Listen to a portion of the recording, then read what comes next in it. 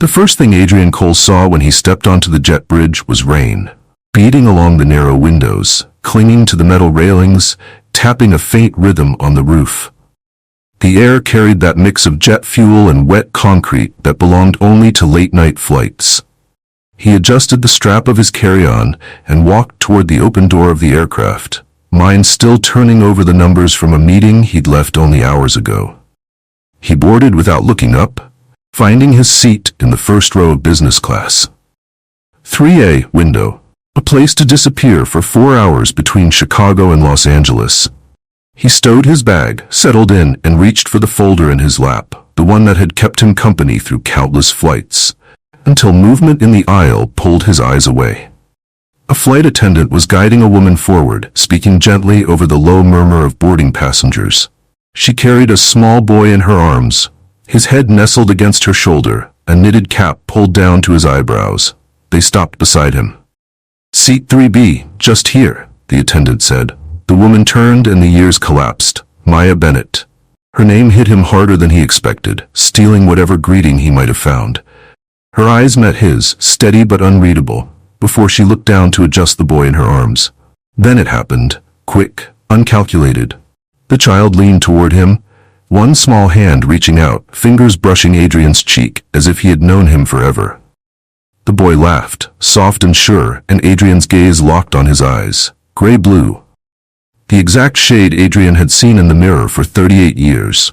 Maya shifted the boy back against her, a subtle barrier, but the damage was done.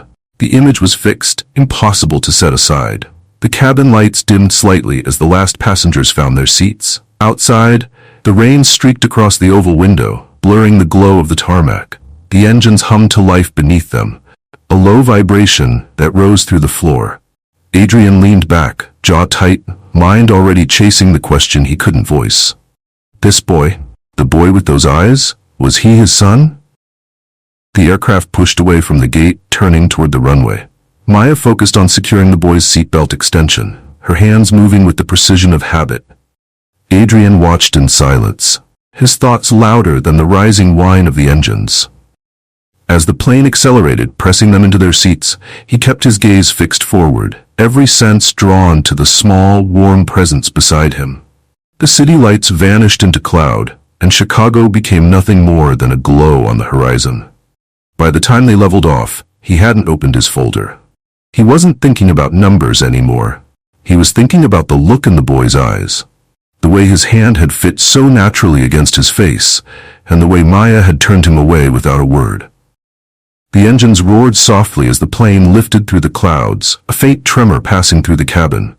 Adrian glanced sideways. Maya had adjusted Eli's small blanket, her movements careful, practiced.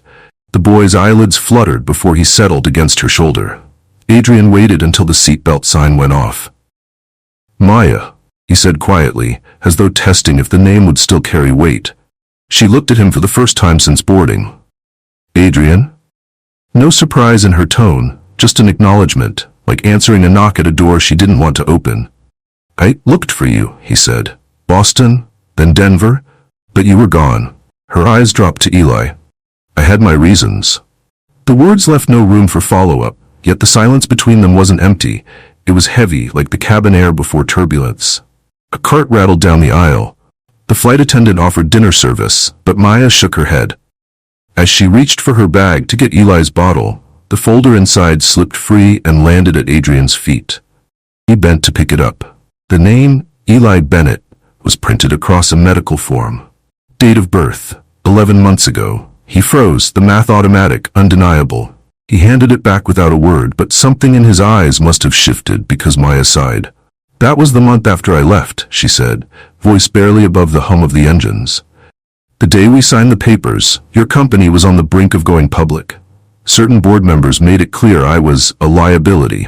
Old debts, rumors, they were ready to use me to destroy the deal. One lawyer told me if I stayed, thousands could lose their jobs. I wasn't going to let that be on you." "You were pregnant," Adrian said, not asking. "I didn't know how to tell you without risking everything. So I disappeared." Adrian leaned back, jaw tight. The IPO, the endless meetings, the sleepless nights. He had been so consumed by winning that he hadn't noticed what he was losing. And now, in this narrow row of seats at 30,000 feet, he saw the cost in the curve of a child's cheek. Maya adjusted Eli again, but her hands trembled slightly. Adrian wanted to say 100 things, but the captain's voice broke in over the intercom, announcing light turbulence ahead. The seatbelt sign blinked on. The plane dipped gently. Maya's hand went instinctively to Eli's back, steadying him. Adrian's gaze stayed on them, his mind already moving, not toward deals or markets, but toward what it might take to be part of their lives again. The plane dipped, just enough for cups to rattle in their holders. The seatbelt sign glowed overhead. Maya tightened her grip on Eli's blanket. He stirred, eyes opening, cheeks flushed from sleep. "It's all right, baby," she murmured. Adrian watched, wanting to bridge the gap but knowing every word needed to count. "Maya," he said evenly, "you didn't just leave me. You left this." His eyes shifted to Eli, her jaw tightened. "You think I didn't know what that meant?" Before he could answer, Eli reached for the cup of apple juice on Maya's tray. She tried to stop him, but the lid popped. A sudden gulp, a cough, then another, harsher. Adrian was out of his seatbelt in a second. "Give him to me." Maya froze only a fraction before handing Eli over. Adrian angled the boy forward, firm but gentle, delivering measured pats between the shoulder blades. The coughs came hard, then a wet gasp. Eli's tiny body shuddered, and a thin wail escaped his lips, high-pitched, alive. Maya exhaled shakily. "Oh God." Adrian met her eyes. "He's okay now." She reached out, her fingers brushing Adrian's as she took Eli back. The contact was brief, but something unspoken passed between them. Trust, fragile and new. The attendant hurried over, but Adrian waved her off politely. "He's fine. Just a scare." As they settled again, the cabin lights dimmed for the night portion of the flight. Outside, the rain had turned to a quiet shimmer on the window. Maya looked at him in the low light. "You still don't understand everything, Adrian. Coming back into our lives isn't as simple as you think." Adrian leaned in slightly, voice steady. "I don't care how complicated it is. I lost you once because I was blind. I'm not making that mistake again." For a long moment she didn't reply. Eli's breathing evened out against her shoulder. Then softly she said, "We'll see." The announcement crackled over the intercom. "We are beginning our descent into Los Angeles. Please return to your seats and fasten your seatbelts." Adrian straightened, but his gaze stayed on Maya and Eli. The boy was half asleep against her shoulder, small fingers curled into the fabric of her sweater. The city lights appeared beneath the clouds, clusters of gold against the dark. Adrian had flown into LA countless times, but never with this weight in his chest. Maya adjusted Eli, glancing sideways. "You don't have to involve yourself," she said quietly. "You've got a life, a company to run." Adrian's voice was low but firm. "Maya, I missed his first steps, his first words. I won't miss the rest." She looked down, her lips pressing into a thin line. No argument came.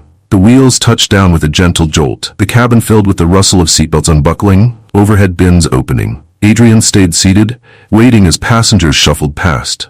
When they finally stepped into the terminal, the air smelled faintly of coffee and rain from the jet bridges. Maya shifted Eli to her other arm. Adrian walked beside them, silent for a few beats, just listening to the rhythm of their steps. Then his phone buzzed. James Kessler, his COO. Adrian answered, "I'm here." James's voice was urgent. "Board's in session. Merger contracts ready. They want your signature tonight. If we don't sign, Weston Capital walks." Adrian's pace slowed. He could see the exit ahead, the damp night beyond the glass doors. Maya had stopped, turning to watch him. Eli's head rested on her shoulder, eyes half open, taking in the world. Adrian looked through the glass at the rain-slicked street, then back at them. "I'm not signing tonight," he said into the phone. "You'll kill the deal," James warned. "Then it wasn't the right deal," Adrian replied, ending the call. Maya's brows drew together. "That sounded important." "It was," Adrian admitted, "but not as important as this." His eyes held hers, steady and unflinching. They stepped outside together. Rain misted under the streetlights, soft against their faces. Adrian hailed a cab, holding the door for her. As they slid in, Eli stirred, reaching out a tiny hand. Adrian's palm met his, and Maya's was already there, warm between them. For the first time in years, Adrian felt something that had nothing to do with contracts or boardrooms. It felt like home. The rain followed them into Los Angeles. Streetlights painted long golden streaks across the wet asphalt as the taxi rolled away from the terminal. Adrian sat beside Maya in the back seat, the faint warmth of Eli's small body between them. The boy had drifted back to sleep, cheek pressed against his mother's shoulder. "Where should I drop you off?" the driver asked. Maya hesitated. "Silver Lake." Adrian glanced sideways. "I'll cover the fare." "You don't have to." "I want to." His tone was calm, without edge. The driver merged onto the freeway, the hum of tires filling the space between them. Maya kept her eyes on the window. "It's not much, where we live, just enough for us." Adrian didn't answer right away. He was remembering the years they'd spent in airy apartments and hotel suites, how she used to sketch garden designs late at night while he worked on code.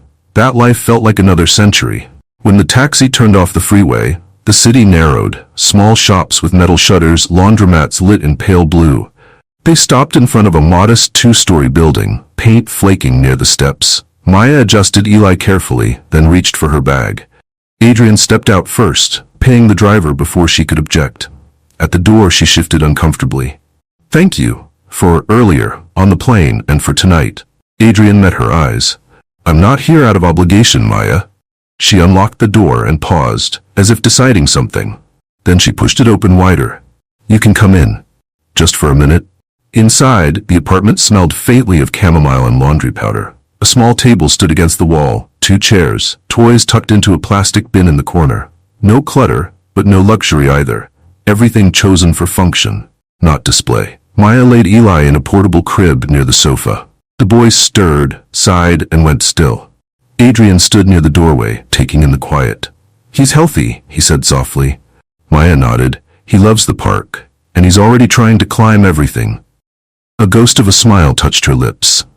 There was a beat of silence before Adrian asked, "Can I see him again tomorrow?" Maya didn't answer right away. Her hand rested lightly on the crib's rail. "One day at a time, Adrian." He accepted that. For now. When he stepped back into the rain, the air felt colder, but something in his chest was warmer than it had been in years. Sunlight leaked through the thin curtains, painting a pale stripe across the carpet. Adrian knocked gently on the apartment door, holding 2 paper cups of coffee and a small brown bag. Maya opened the door, still in a loose sweater. Her hair was pulled back, a few strands escaping. "You're early." "I thought I'd bring breakfast," Adrian said, lifting the bag. "From the bakery on Hill Street, you used to love their almond croissants." Her eyes flickered, but she stepped aside to let him in.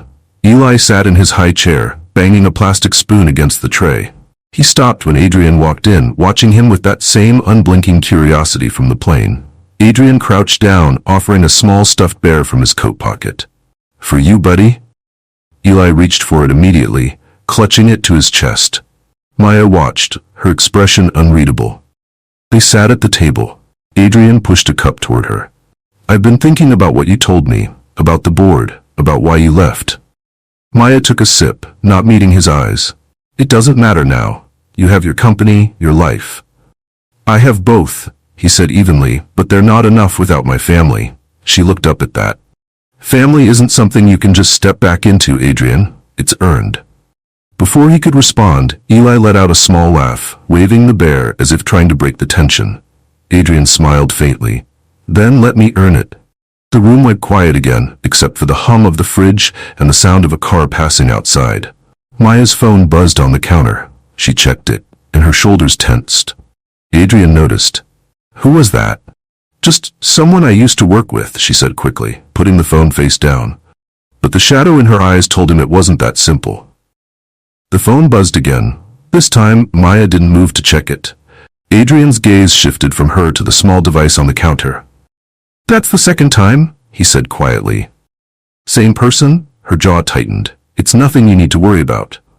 "Anything that makes you look like that," he replied, "is something I'm going to worry about." Eli banged his spoon again, as if to cut the tension. Maya rose, picked him up, and swayed gently to calm him. "Adrian, I can handle it." He stood.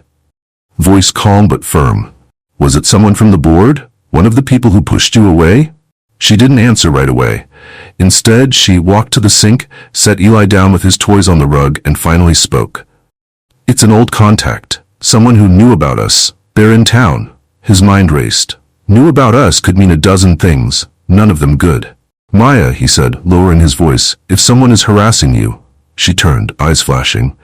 It's not harassment, it's leverage. And if you step in too soon, they'll use it against you again. A beat of silence. Outside, a siren wailed faintly, fading down the street. I lost you once because I listened to the wrong people, Adrian said. I'm not making that mistake again. Her eyes softened, just for a moment before she looked away. Then you need to be ready for what you'll hear. Because it's not just about us anymore, it's about Eli. The weight in her tone made his stomach tighten. He wanted to ask more, but Eli crawled toward him, holding up the small bear Adrian had given him earlier. The boy pressed it into his hand as if passing on something important. Adrian crouched down, meeting his son's eyes. I'm listening, he said, not just to the child but to Maya too. Maya drew a slow breath. There's a cafe on Sunset. Noon. He'll be there. If you want answers, come with me. Adrian nodded once. I'll be there. In that moment something shifted. Not forgiveness, not yet, but the beginning of a shared fight. The noon sun in Los Angeles had a way of making even the most ordinary streets look like film sets. Adrian parked his black sedan 2 blocks away from the cafe. He spotted Maya waiting outside, sunglasses on, arms folded, not out of impatience, but as if bracing herself. You're early, he said, stepping up beside her. I didn't want to walk in there alone, she replied. Inside, the cafe was half full, the hum of conversation mixing with the hiss of the espresso machine. Maya led him to a corner table where a man in his 40s was stirring a cup of coffee, eyes fixed on the swirling liquid instead of them. Maya? The man said without looking up. His voice carried the weight of unfinished business. Daniel, she replied, her tone cool but steady. This is Adrian. Daniel finally looked at him, measured, calculating. So you came? Adrian took the seat opposite, his posture straight. You wanted to talk? Let's talk. Daniel leaned back, studying Adrian like an investor sizing up a risky venture. You were never supposed to see her again. That was the deal. What deal? Adrian's voice was calm, but the air between them tightened. Daniel glanced at Maya, then back at him. 3 years ago, certain people on your board needed the IPO to go through without a whisper of scandal. Maya's past debts were a convenient narrative. I was encouraged to make sure she understood the stakes. You're the one who told her to leave, Adrian said, his voice sharpening. I told her the truth, Daniel said. That if she stayed, you'd lose everything you were building, and thousands would lose their jobs. She believed me. Maya's hand, resting on the table, curled into a fist. I believed you because you made it sound like I had no choice. Daniel didn't deny it. You didn't. Not if you wanted to protect him. He nodded toward Adrian. And not if you wanted to keep your child safe from the mess that would follow. Adrian's pulse thudded in his ears. You used her. Used both of us. Daniel shrugged, as if absolving himself. I did what needed to be done for the bigger picture. And now that you've found her, the same people are nervous. They'll come after you, Adrian. All 3 of you. Maya's eyes locked on Adrian's. I told you this wasn't just about us anymore. Adrian leaned forward at that, his voice low but unshakable. Then let them come. But this time, they'll have to face me. Daniel watched him for a beat, then smirked faintly. I hope you mean that, because they play for keeps. The tension hung heavy as they stood to leave. Outside, the LA light seemed harsher, the world louder. Maya walked beside Adrian, their steps in sync though neither spoke. At the crosswalk, she finally broke the silence. You don't have to get involved in this. Yes, Adrian said, meeting her gaze. I do, because I should have been there 3 years ago, and I'm not losing another day. The air outside the cafe still carried the tang of roasted beans and city heat. Adrian walked Maya back to her car, the streets of Sunset buzzing with midday traffic. Daniel's right about one thing, Adrian said quietly. They won't leave this alone. Maya tightened her grip on the strap of her bag. That's why I kept my distance. They can't hurt you if I'm not in the picture. They already tried, he replied, opening the passenger door for her. 3 years ago, and they succeeded. I'm not letting them win twice. By the time they reached Silver Lake, Eli was awake, babbling in the back seat. Maya carried him upstairs while Adrian followed, scanning the narrow stairwell as though expecting someone to step out of the shadows. Inside, the small apartment felt even smaller. Eli reached for Adrian, tiny fingers curling around his shirt. Adrian lifted him instinctively, feeling the boy's weight settle against his chest. Maya stood by the kitchen counter, arms crossed. "What's your plan?" "First, I need names," Adrian said, setting Eli down on the carpet with a toy truck. "Every person who was part of that decision, every signature, every phone call." Maya hesitated, then walked to a drawer and pulled out a thin folder. "I kept everything. I told myself it was for legal protection, but maybe I was just waiting for you to see it." He opened the folder. Copies of emails, legal memos, even a typed transcript of the conversation she'd had with Daniel. The words were clinical, but the intent was razor sharp, threats dressed as business advice. Adrian closed the folder slowly. "This isn't just corporate politics. This is personal." "It always was," Maya said. Later that night, Adrian sat in his hotel suite, city lights glittering beyond the glass. He made 3 calls, one to his attorney, one to a trusted journalist, and one to a board member he knew still had a conscience. Each conversation ended the same way. "I need to meet." No paper trail. The next morning, he returned to Maya's apartment with coffee and breakfast. She looked tired but calmer. Eli clapped his hands when he saw him. "You're here early," Maya said. "I didn't sleep much," he admitted. "Thought I'd rather be here than staring at a ceiling."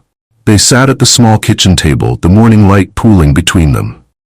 Adrian reached across and rested his hand on hers. "Whatever happens next," he said, "I want you to know, I'm in this. With you, and with him." Maya's fingers tightened around his. For the first time, there was no hesitation in her eyes. The morning haze over Los Angeles had barely lifted when Adrian stepped out of his hotel and into a black sedan waiting at the curb. The driver, a man Adrian trusted for over a decade, didn't ask questions, just pulled into traffic toward a discreet address in Westwood. Inside the leather-bound folder on Adrian's lap was the evidence Maya had given him. Timelines, names, and the kind of legal language that only hid intent, never erased it. They arrived at a quiet townhouse with no signage. A single camera tracked him as he walked up the path. The door opened before he could knock. "Cole," the man inside greeted, ushering him in. It was Stephen Marsh, a board member who had once been a mentor before the IPO frenzy swallowed the company's soul. "I'm here to talk about 2019, Adrian said without sitting. Stephen's jaw tightened. "That's a dangerous year to revisit." "It was dangerous for Maya and for my son," Adrian replied, his voice cutting through the room's stale air. Stephen glanced toward the closed curtains, then gestured for Adrian to sit. "You're going after them?" "I'm cleaning house," Adrian said, "but I need a witness from the inside." Back in Silver Lake, Maya was stacking Eli's toys into a bin when her phone vibrated.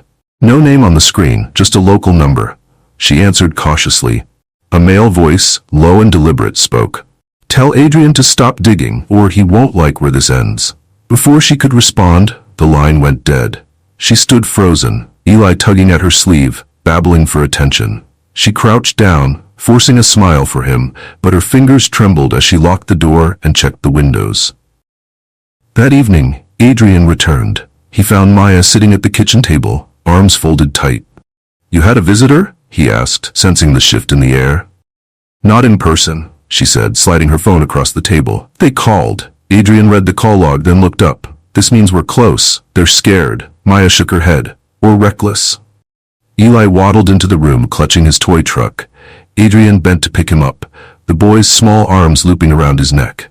"I'm not backing down," Adrian said. "But I won't risk either of you. We do this smart or not at all." Maya met his gaze. For the first time since the flight, her voice carried no doubt. "Then we do it smart."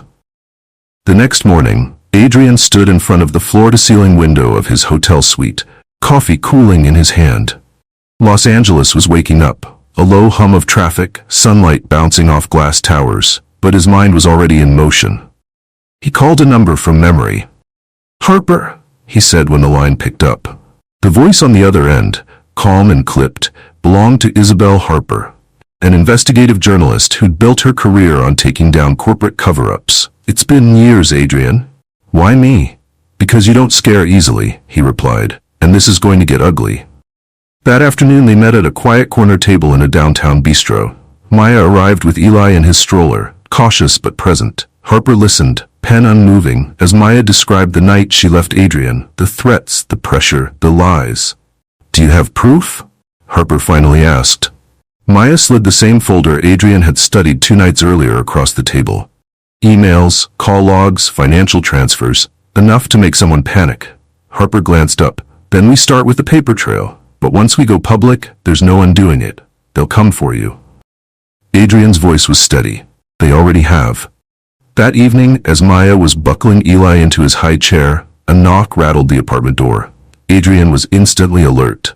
He moved toward it, opening just enough to see an envelope slide across the threshold. Inside, a single photograph of Maya and Eli at the bistro earlier that day, and beneath it, a note scrawled in black marker, "Stay quiet, or we make him disappear." Adrian's jaw clenched, but his voice was even when he turned back to Maya. "Pack a bag. We're not staying here tonight."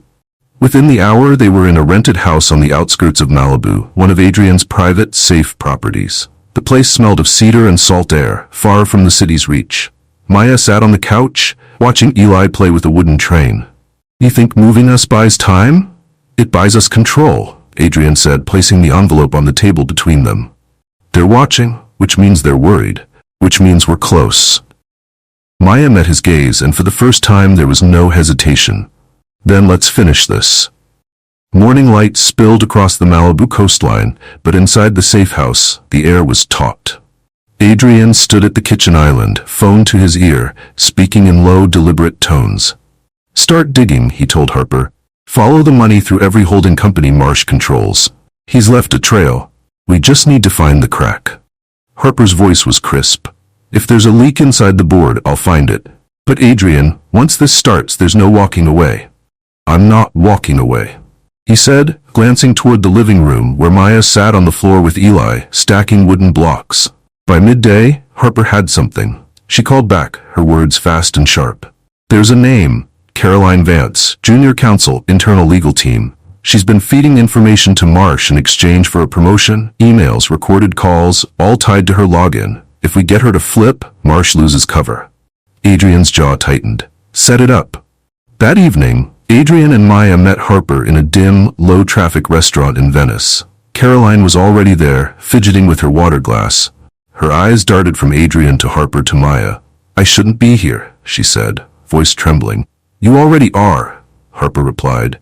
"And the only way you don't go down with Marsh is if you talk." Caroline swallowed hard. "He promised me everything. Partnership, bonuses, but I didn't know it would get this far. The threats, the surveillance. He has people watching you." Maya's hands tightened in her lap. "He sent a photo of my son." Caroline looked stricken. "Then you have to end it now. I can give you server access logs, internal memos, enough to bury him." When they left, the air outside was cool, laced with salt. Maya walked a step behind Adrian until she finally said, "If we do this, there's no going back to quiet." Adrian stopped, turning to her. "Quiet hasn't kept you safe. I will." For the first time, she didn't argue. The Pacific was calm that morning, but Adrian's focus was fixed on the encrypted tablet Caroline had handed over the night before. Names, dates, wire transfers, each one a nail in Marsh's coffin. Maya watched him from the sofa, Eli asleep against her shoulder. "Will this be enough?" she asked. Adrian's voice was low but certain. "It's more than enough. Now we make our move." By midday, Harper had set up a secure channel for Caroline to send the rest. But as Adrian prepared to forward the first set of files to a federal contact, an alert flashed on his phone. Security breach at the Malibu gate. His instincts kicked in. "Stay inside," he told Maya, moving to the hallway where he kept a locked drawer. He retrieved a small black case, slid it into his jacket, and tapped his earpiece. "Lock perimeter. No one in or out without my clearance."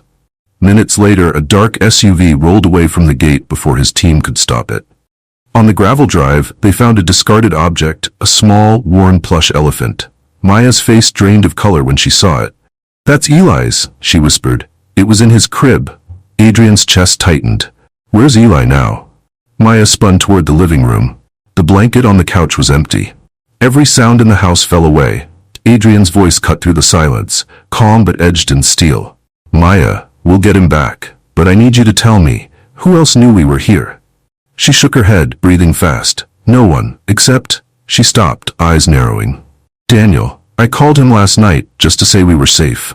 Adrian's phone buzzed, a blocked number. He put it on speaker. Marcia's voice filled the room, smooth and cold. You've been busy, Adrian. I suggest you stop. We'll discuss terms when you're ready to see the boy again. The line went dead. Maya's hands trembled, but her eyes locked on Adrian's. We end this now. Adrian nodded once.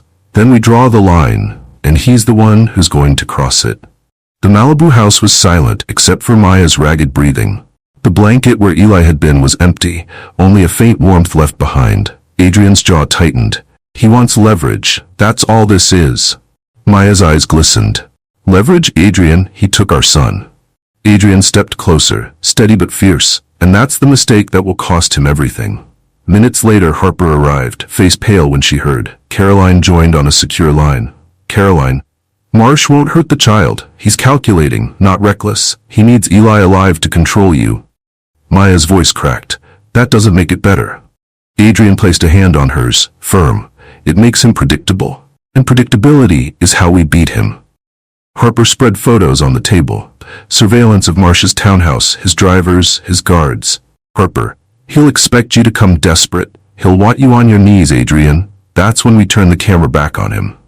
Caroline added, I still have access to his private calendar. Tomorrow night, there's a closed-door dinner with investors at the Griffith Observatory. He'll have Eli hidden close to ensure you play by his rules. Adrian's eyes hardened. Then we go to Griffith. We expose him in front of the people he worships most, his backers. Maya shook her head. And Eli? What if he keeps Eli somewhere else? Caroline hesitated. Not Marsh. He doesn't trust anyone enough. The boy will be near. Maya stood, her hands trembling but voice steady. Adrian, if we're doing this, I'm going with you. I won't sit here waiting while strangers rescue my son.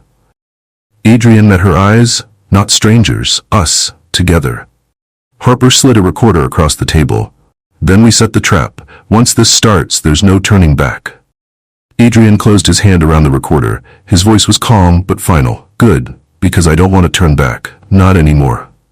The following night, Los Angeles glittered beneath the hills. The Griffith Observatory loomed above the city, its white domes glowing under floodlights. Limos slid up at the curved drive, spilling out men in tuxedos and women in gowns. Inside, a dinner was being prepared for the city's most powerful investors. But for Adrian and Maya, the building wasn't a place of glamour. It was a battlefield. In a black SUV parked down the slope, Adrian checked his earpiece. Harper sat with a laptop, monitoring security feeds hacked from Caroline's insider codes. Maya adjusted the strap of her dress, borrowed, chosen to blend in with the crowd. Her hands shook slightly.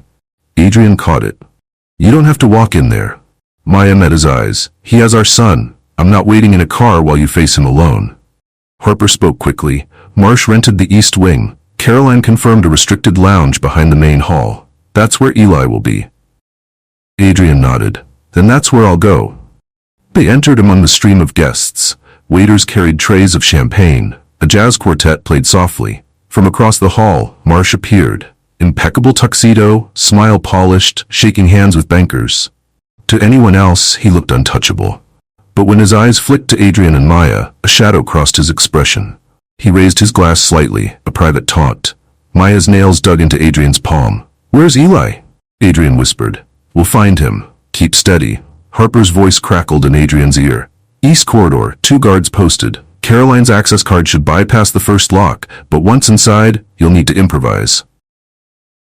Adrian squeezed Maya's hand once before letting go. Stay near the crowd. If anything happens... She cut him off. I'm not leaving without Eli. They moved. Past the chatter, past silver trays, into the quieter wing of the observatory. The door Caroline described loomed ahead. A guard shifted his weight, noticing Adrian's approach. Private area, sir. Adrian's voice was calm, controlled. I'm expected. He flashed Caroline's card. For a moment, the guard hesitated, then stepped aside. Inside, the air was cooler, quieter. Down the narrow hall, muffled noises, a whimper. Maya's heart lurched. She broke into a run. At the end of the hall, a small room. A nanny sat nervously on a chair, and in her arms, Eli, his cheeks flushed, eyes wide, clutching a toy truck. Mama! He squealed. Maya's knees almost gave out. She scooped him up, tears streaking her cheeks. Adrian stood behind her, his chest rising with contained fury. The nanny stammered, I was told to stay. Please don't hurt me. Adrian's voice was low but steady. You're leaving. Now. She fled. Maya pressed Eli to her chest. For a fleeting second, relief swept over them. But it lasted only a heartbeat, because from the shadows of the doorway, Marcia's voice drawled. Touching. Truly touching. But you didn't think I'd make it that easy, did you?